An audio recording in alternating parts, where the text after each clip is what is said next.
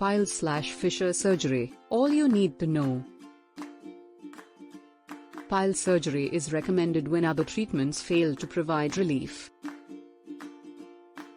The type of pile surgery to opt for depends on the type and severity of the condition. Dietary changes and bowel preparation may be necessary before the surgery. It involves the surgical removal of swollen blood vessels in the rectum or anus. The surgery on average takes about 30 minutes. Post-operative care involves medication and monitoring with minimal side effects. Recovery time varies but typically ranges from a few days to weeks.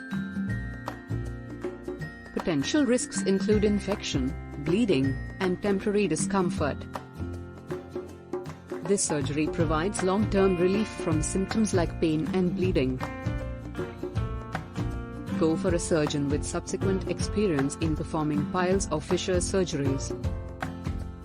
If you have any queries on piles/fissure surgery, talk to experts on MediBuddy.